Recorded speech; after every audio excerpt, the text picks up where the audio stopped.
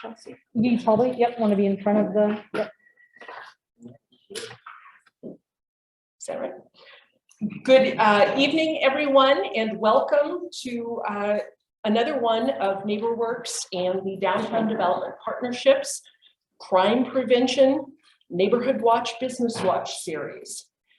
This year, we have again looked to have crime prevention through environmental design as one of the topics that we're working on. We work with the Downtown Safety Alliance. Many of you have been here before when we've talked about this. Next month's presentation is at the public library, the second Tuesday of every month. We're hoping to do these.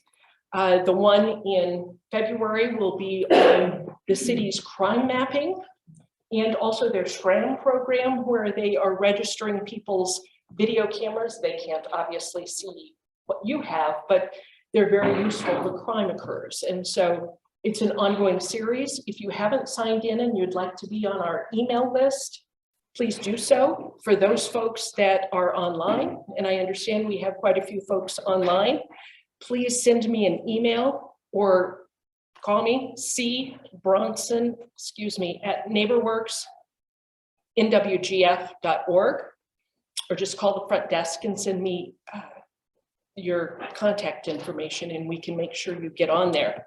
So welcome to those folks that are here. We actually have 6 brave souls. Chelsea and Gary Marrone, who is our speaker, are here as well. For those that are here, there are bathrooms over here and through the double doors over there. There's cookies and tea and coffee and water for those who need it. So Gary, I'd love to have you give a little bit of your background. I came to meet Gary because Shane Etzweiler from the Chamber told me that he was an expert in this area and somebody that we needed to have talk. So Gary, give us your background and tell us a little bit about yourself. Sure. Thank you, Carol. So let's start back in 2000, I joined the U.S. Air Force and enlisted as a security forces member. So throughout my 20-year career, I've learned quite a different things in security measures, crime prevention through environmental design. I've done all different kind of duties, from law enforcement to working the armories to working as an inspector general for the missile wing here at Maelstrom Air Force Base.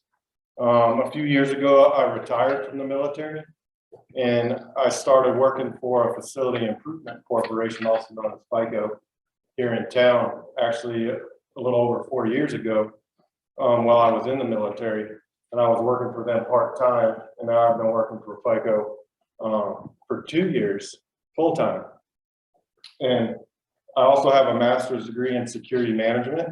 And so through my experience with the master's program and being in the military and what I've been doing for FICO, I've learned quite a bit on how to layer security and provide good crime prevention through environmental design. And so with that, I would like to thank everybody who has taken the time to be here today for this briefing. Also, I'd like to thank Carol Bronson for inviting me and coordinating this event. Thank you.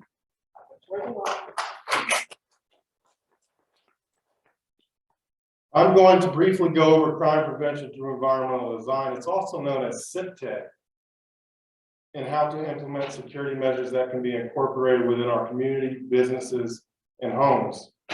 CPTED is all about designing security measures within an environment to deter criminals from committing crime. Can you go ahead and go to the next slide? Yep.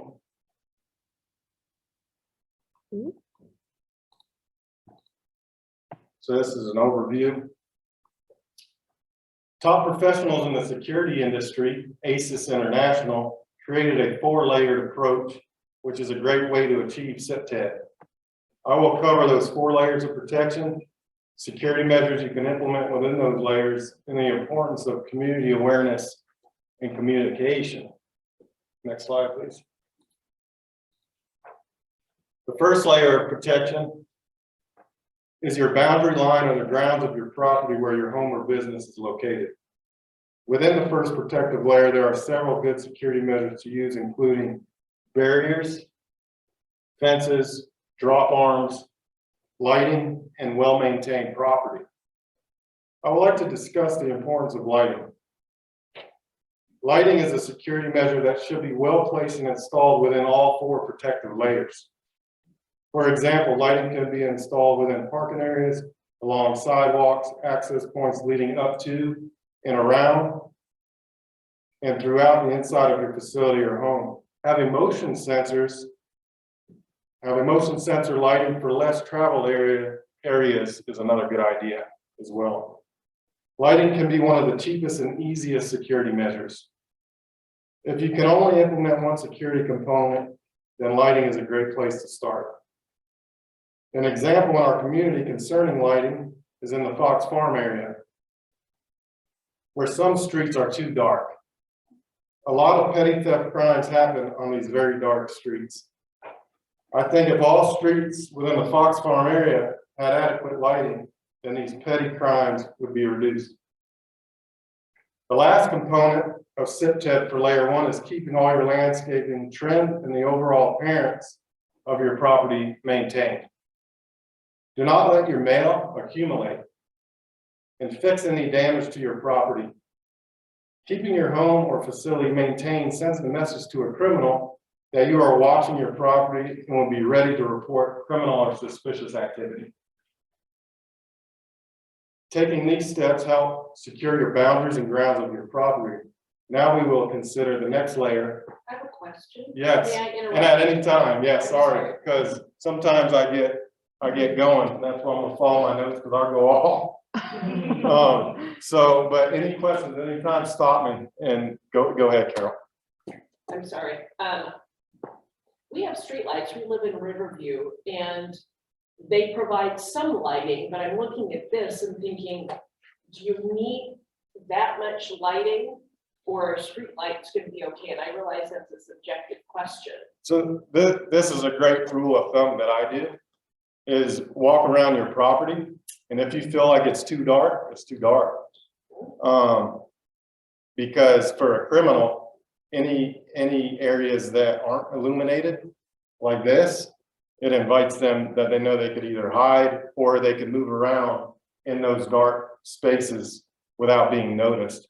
So just think about it like that, walk around your property. So I have a lot of motion lighting, and actually solar motion lighting works really good in Montana, believe it or not, if you can see where the sun is moving around your house.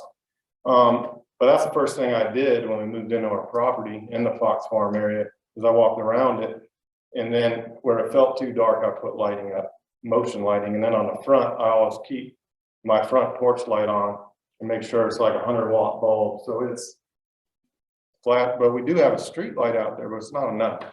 Well, I didn't occur to me until I saw those pictures. I'm like, we need to look at that.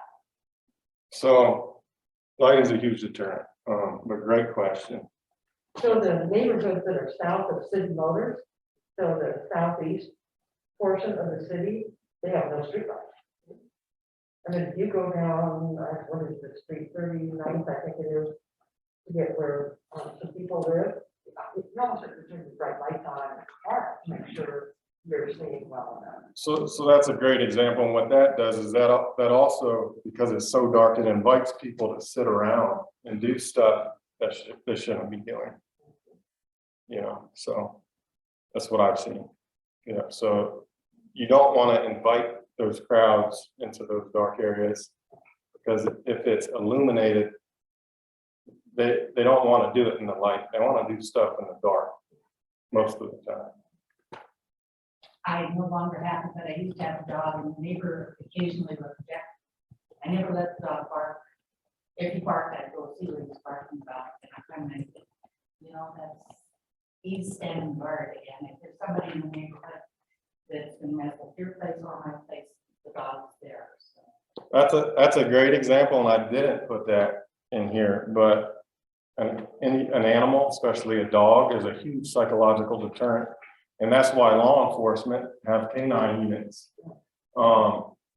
In war zone, we have canines. On bases, we have canine units because it's a huge psychological deterrent because just the physical presence of the animal, but then they can respond to protect the owner and they alert you, which And they can scares hear people what's off. going on. Yes, Better than that. they have a better sense and smell than we do. So they can smell somebody probably at your front door when we're obviously maybe not know they're there, right?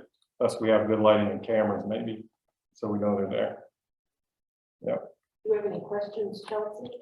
No, they just said that if guests could speak up so they can hear the question, or if you want to repeat the question, Oh, that sorry. way they can hear it. No, you're good. Yeah, or go ahead and repeat the question. Perfect. Any other questions Okay. going forward?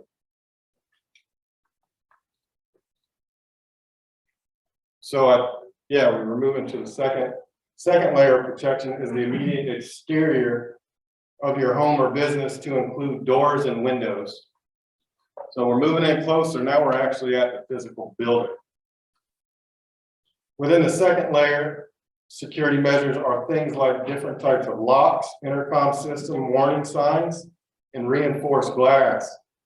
I have a short video about reinforced glass that can be installed within your home or facility. And the company that makes this glass, the manufacturer is called Riot Glass.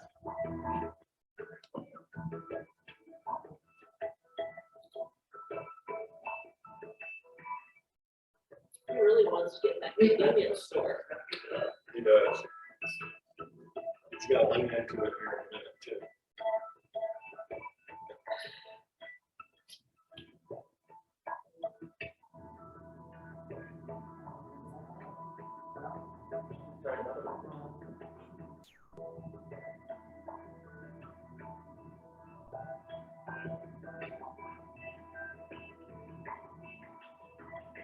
So notice he waits till there's no vehicle. That's what criminals do. They don't want to be seen usually.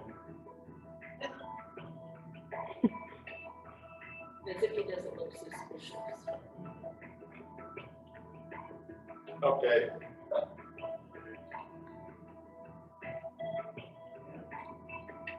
As you can see in the video, 2 criminals were unable to gain access to their target. So Riot Glass, it's not necessarily a riot happening. It just means that it's a manufacturer, right? That makes a glass that can withstand hits from a sledgehammer. It's pretty impressive.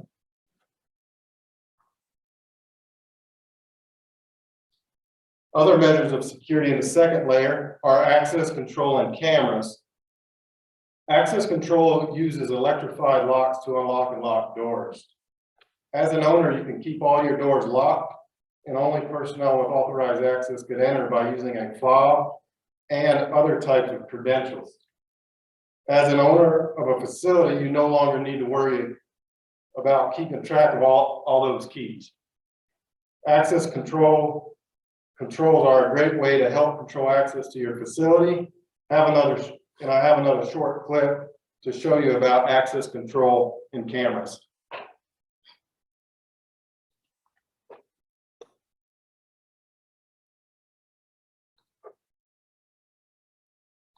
A decade installing security cameras across UK's campus. We're thinking of small scale. One of our new executive vice presidents came in and said, I think you need to look bigger. And they did, according to University of Kentucky Chief of Police Joe Monroe, putting out more than 3,000 cameras campus-wide. Monroe says over the years, these cameras have helped deter people from committing crimes, but they've also helped authorities track developing situations. Thursday, they came in handy again. Monroe says the cameras helped authorities find Brian Carroll, who is facing more than 14 charges, including 4 counts of use of a weapon of mass destruction. Monroe says they received a tip from Versailles police sharing Carroll was heading to UK hospital. He explains they used the perimeter cameras, and after they found the car on video, they could easily follow it. We've really started putting the emphasis on cameras. It's now become a standard in our development of new buildings, part of the planning process, that it has to have access control and cameras built into that process. Monroe says anyone, anywhere can install cameras for added security, including in their own homes. He says usually the more money put into a security system, the better it will be. In Lexington, Grace Finerman, WKYT. As you can see, access control and cameras are an effective security solution. Cameras are similar to lighting and can be installed within all 4 protective layers. The selection of choosing a security camera can be overwhelming for property and homeowners. A facility and homeowners should strongly consider using a security professional to help with design and camera choice. We have discussed the second layer of protection for a facility or home. We now need to move further into the interior to the third layer of protection. But yes, go ahead. Question? I'm sorry to keep asking. No, questions. don't be sorry. One of the other videos that you had showed that the glass shatters, the Riot Glass shatters, like you think of a windshield into those little bitty pieces, but it never quite breaks through. And so thinking about my own home, I thought, well, do I need that? I mean, if I had, like, I know you were in charge of missiles before, so obviously you don't want people getting into the missiles, but is that something you should think about for your own home? And I'm not touting one particular brand, but shatterproof glass is what I was thinking of. Is it expensive? Sure. So the question is, would you put Riot Glass or shatterproof glass or reinforced glass within your home or maybe even your business or facility? And the answer is yes, there's different layers. So depending on how you want it layered, that Riot Glass probably had several layers. They put a reinforced bond within the glass. So that's why they were not able to gain access. You could probably add a few layers and it would cost you about 2 to 3 times more for the glass, just adding a few layers to it. But you could see if you do have certain valuables that you want protected, it's worth it to put that in. Think about a jewelry department store. It's easy to go in, grab what you need and get out. Well, if you have that Riot Glass and you post it, they're probably not even going to mess around because they're not going to be able to get through it. It's basically like armor is what it is. If you think about bulletproof glass, armored glass, very similar to that. So to answer your question, it just depends on probably what you're trying to protect. You could add a few layers and it would be affordable. But that glass that individual was trying to get into that gas station store, that was probably 7 to 10 times more than normal glass. That's good. We have had people that are businesses in the downtown that have participated. I don't know if we had that tonight, but that's important. Do you guys have questions? Yeah, I have that one. So for the in-home surveillance, is it true that outside hackers can hack into that and see what you're doing in your own house? So great question, and that's why I would recommend a professional. So a lot of these systems that you can buy on Amazon or Costco or from China, they are easily hackable, especially if you don't change your passwords, just like anything, right? You keep the admin password on there. Well, anybody can look up the admin password for that camera. Or you have Wi-Fi cameras. Anybody can see that camera and hack into it. Whereas you go with a hardwired system with cameras that power your system, it's on its own network.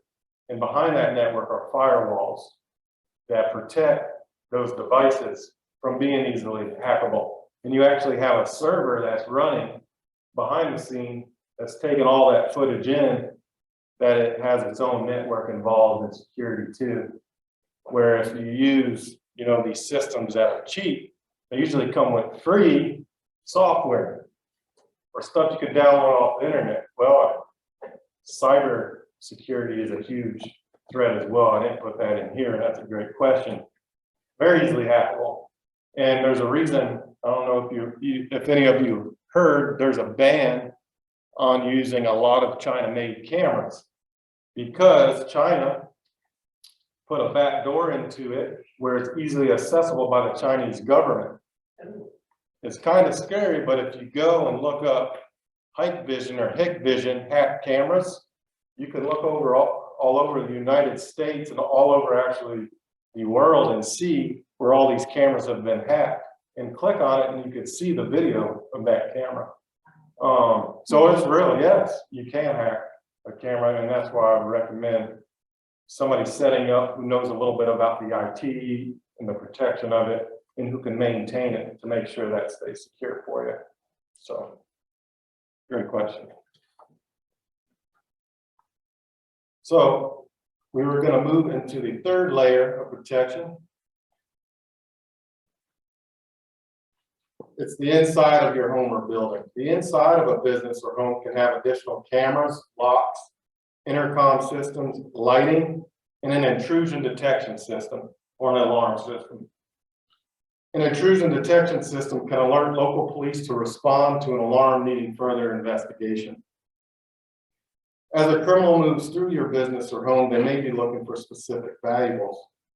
These items may require even more protection, which is the next layer of protection. Next slide, please. Is there any questions? I have a question. Yes, ma'am. So I know a lot of people have the system called the Ring, and I've heard good things about it. Is that an adequate system, or is that pretty juvenile?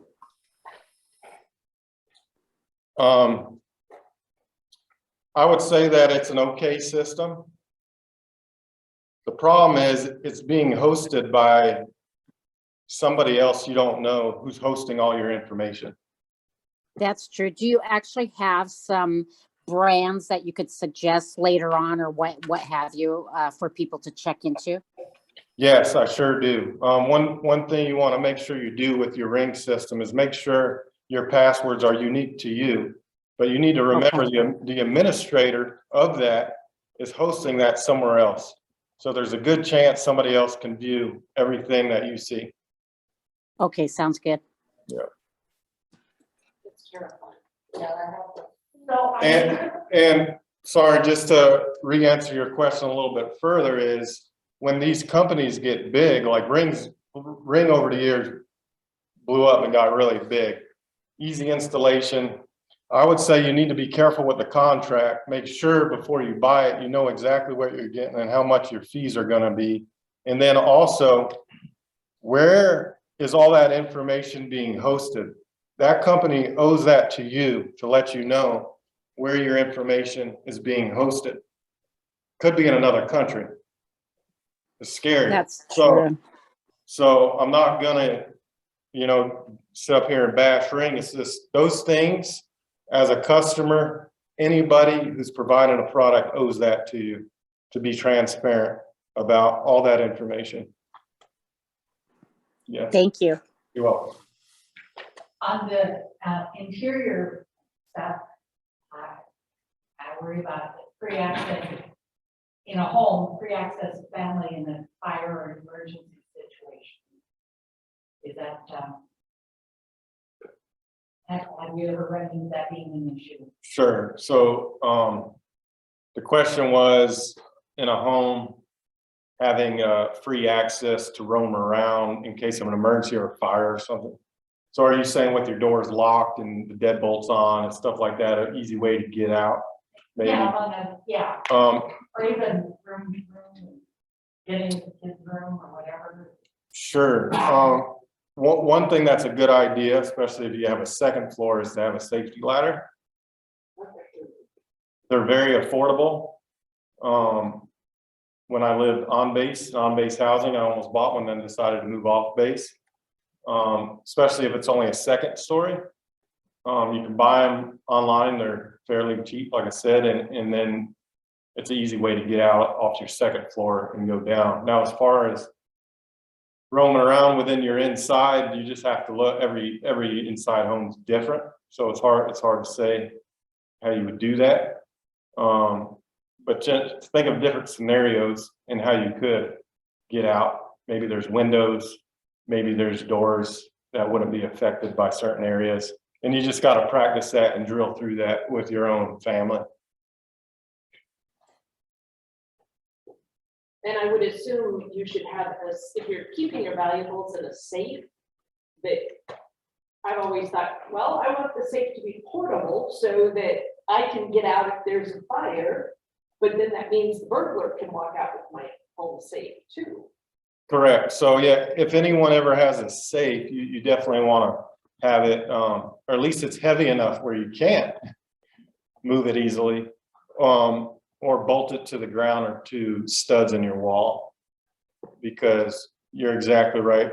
Some of the first things that criminals are looking for are the high value items, easy risk to grab, high reward. And that would be a safe. You probably are keeping some sensitive information or valuables in those. Yes, go ahead. So I've worked a couple different places in town here, from restaurants and banks and stuff like that. And even the fireproof safes that they come out with that you can purchase at like Costco and Sam's Club, we found out that if you drop them on the ground, they bust right open without the keys. So do you, I mean, as far as safes go, do you recommend, I mean, I know you said like heavier ones you can't move. There stuff you guys provide as far as purchasing that kind of stuff, or? So the question is safes and how hardened they are as far as from drops and with your particular business. They tested a few safes and it sounds like they're not providing that extra layer of barrier you're looking for, or fire protection. So just like any product, what I'll tell you as a customer, if you're buying it yourself, you may fall into maybe, I didn't research the product good enough. When you go with a professional, we've researched products for you. I would recommend reinforced concrete safe. Then you know if you drop it, it's not going to break, or reinforced steel. That is coated and fire tested and rated. Because you can go on the Walmart and it says that, but it's probably coming, to be honest, from China. And I don't know what testing they have done actually on it. But yeah, it's safe. You definitely want to consult a professional before you do that, especially for your business. Tell them what you want, and they're going to provide you with solutions. They should, and give you that information.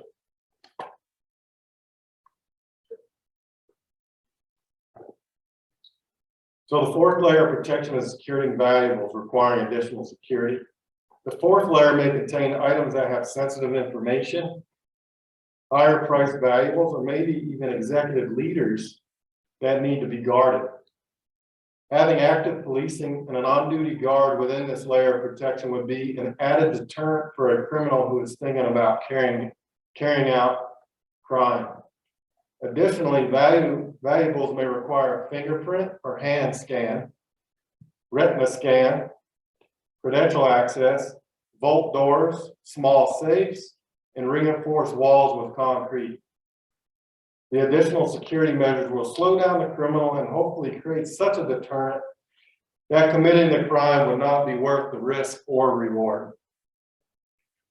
Does anybody have any questions before I move on? Just like the 4 layers of protection are part of CPTED, so is the importance of the community awareness and communication. Next slide, please. You may have heard about community policing and neighborhood watch programs. Has anyone heard about the Nextdoor app? The Nextdoor app, or similar neighborhood apps, are a great way that the community in real time can alert any suspicious activity or even crime being committed. When reading different posts, thefts seem to happen when people do not lock vehicles, garage doors, and areas where there's poor lighting. One thing I'd like to point out also, in Montana, it gets cold quite a bit, and we want to warm our vehicles up. Well, a lot of us don't have a lock remote start, so we go out and we turn our vehicles on and leave them, unlocked. Criminals know that in the wintertime, so it's easy pickings for them. So just be mindful of that. If you are going to heat your car up, lock it, and hopefully you have another set of keys that you can open your vehicle with. Insurance companies know it. insurance company, they're gonna ask you, was your vehicle secure? Usually. I was just gonna put a plug in for Neighborhood Watch. The city has been very proactive in getting their neighborhood councils involved. And so I see that there are some neighborhood council leaders online even. Contact the city or your neighborhood council if you'd like to be in a neighborhood watch in your neighborhood. If you're in Black Eagle, Terry Miller, the board member for NeighborWorks, actually runs about 150 people in Black Eagle have a neighborhood watch up there. As a caveat, we have a neighborhood watch down in Gibson Flats, and they used their calling tree for the fire before the sheriff got there. I heard that from 2 people, including the guy who runs the program down there. So I would urge you to think about neighborhood watch, and you really do need to get out and get to know your neighbors. Everything Yes. you're saying is very true. And the other thing the police will tell you, I don't know, 80% of the car thefts in the winter or something like that are because people start their car and leave it running. I don't know that that's the right statistic, but it's shocking how many people leave their stuff unlocked. Yes, ma'am. Yeah, and I can't emphasize enough, just, you know, we think, oh, the nosy neighbor. No. Have good communication, have awareness, a huge deterrent, believe it or not, because the community, we shouldn't fear crime. If we're communicating and keeping everybody up to date on what's going on, we're actually changing the fear. The risk is on the criminal. All right, it's gonna be a higher risk because he's gonna know he ain't stepping into that house because there's gonna be 10 other members of the community gonna be right there helping out. So that's very important. Good point. Thank you.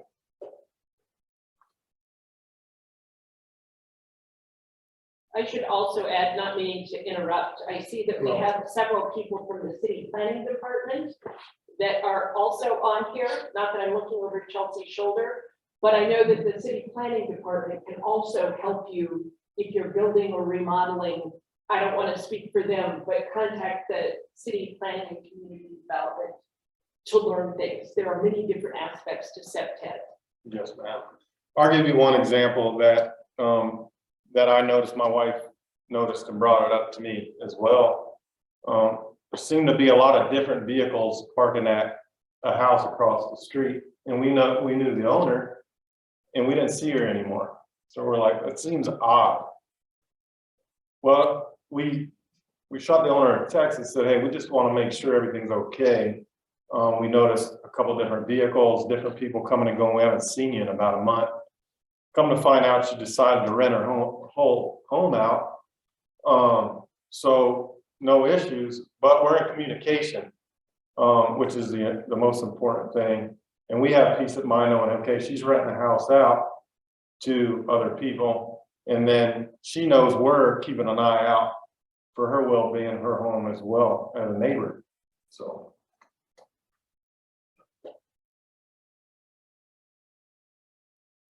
So we can have a quicker response to criminal behavior through the community having a sense of awareness.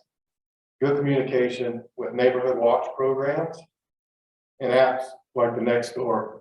One program I didn't mention is businesses do have a watch program too. You see it posted on their window a lot of times as well. So businesses are looking out for suspicious activity and communicating within businesses in the community.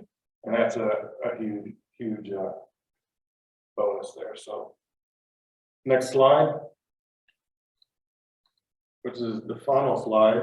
In conclusion, my goal for this briefing was to provide you with an understanding of how to implement CPTED through 4 layers of protection and the security measures to install within those layers, and the importance of community awareness and communication.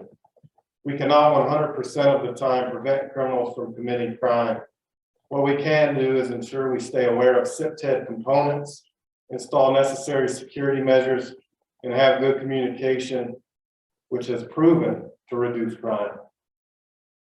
Thank you for your time, and are there any more questions? Because I'd love to answer them. I've got one. Yes. So with I don't remember what they were calling it, but, in the bigger cities, there are businesses, or there are people just breaking into businesses and stealing a bunch of stuff, like grouping together and doing that. Do we foresee that happening in Great Falls, or is that something we're even looking at, or?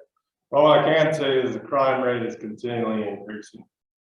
There's some stuff that I can't share about certain facilities I help monitor.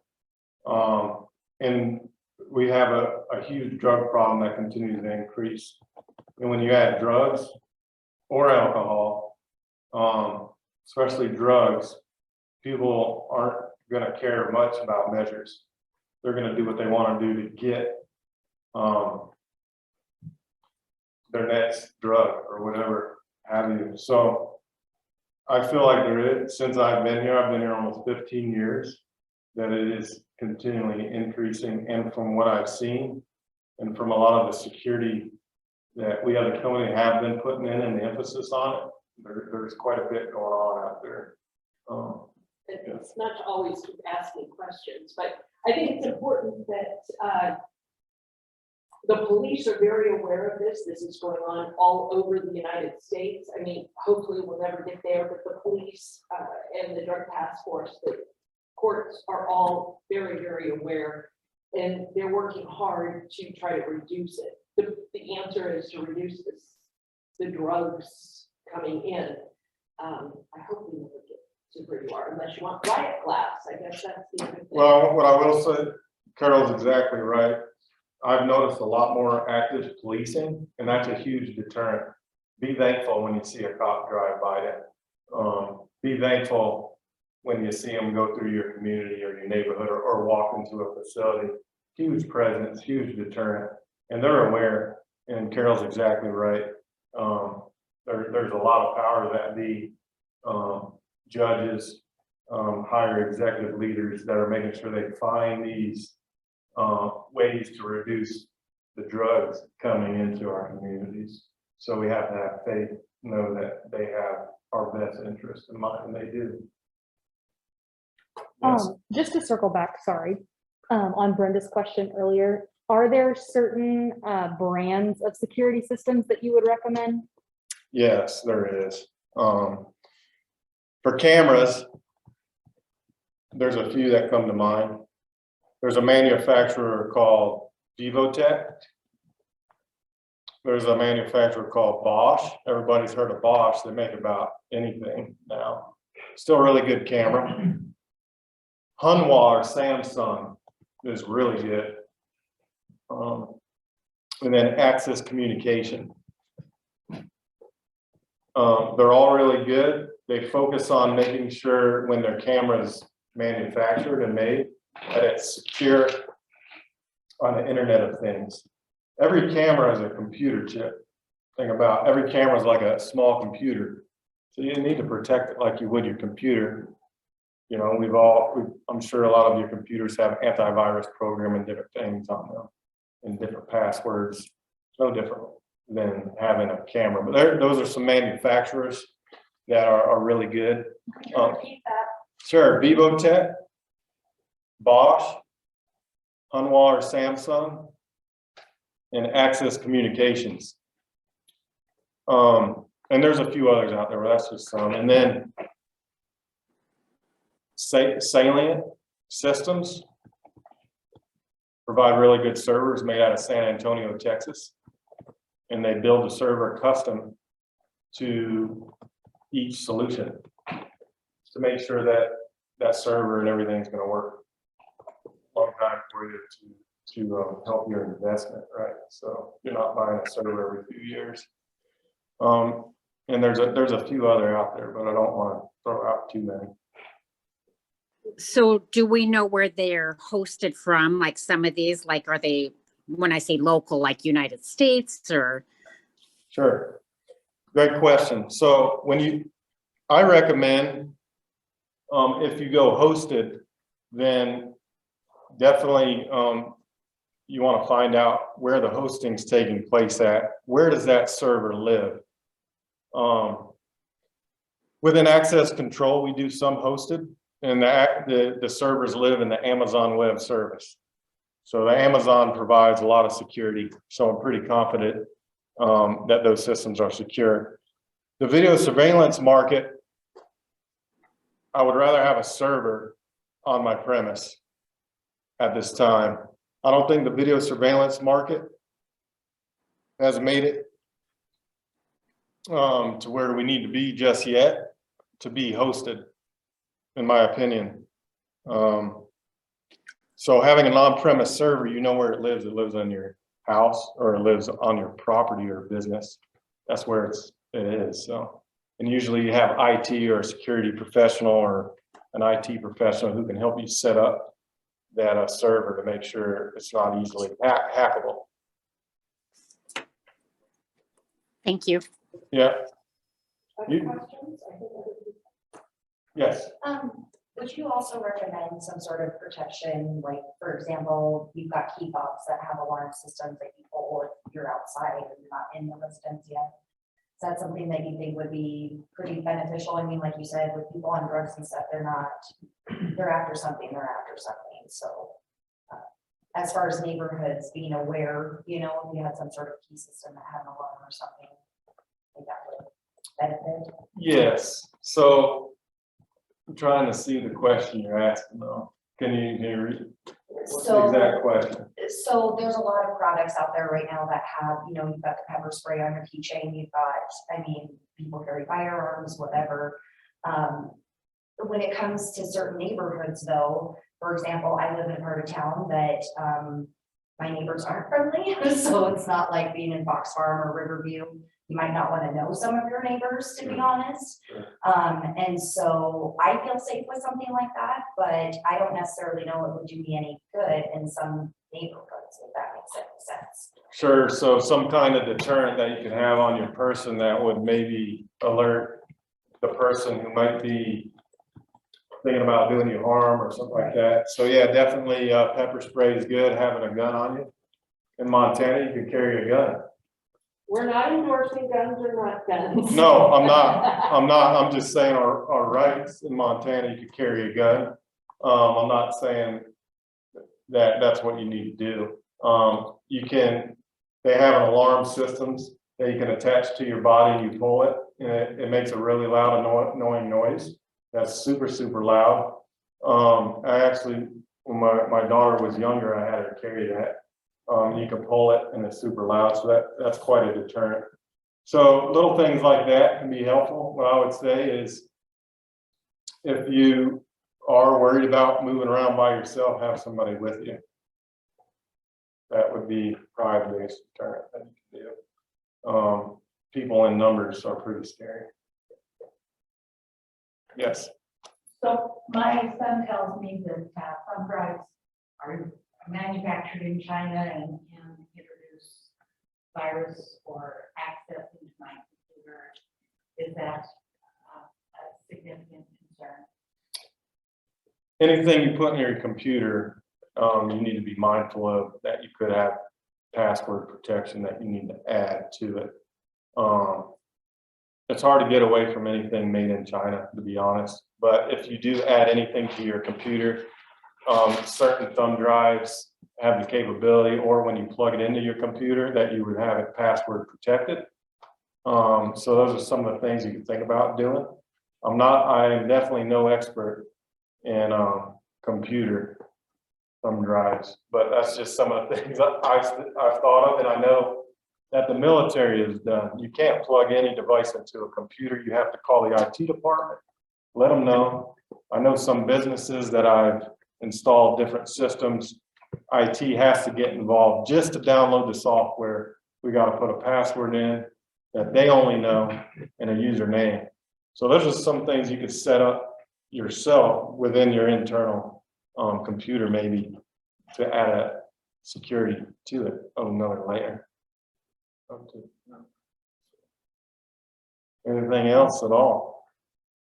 Any questions on that? Any questions online? Anything at all? No? Awesome.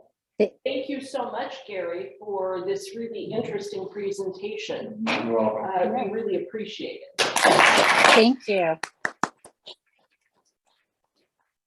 He has his contact information up there if you have other questions or concerns.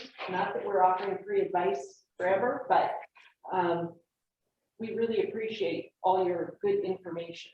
Yes, call me anytime. I'm very passionate about security. I believe in it. It does prevent crime. And I understand the big picture in what we're trying to do, not only as a community, but as a country. So thank you guys for spending the time to listen to me. I appreciate it. Thanks, Gary. Yes, please help yourself to chocolate chip cookies if you haven't already. And we'll keep you in mind for the next month's training too. Sure. Thank you very much. Oh, yeah. All kinds of fun.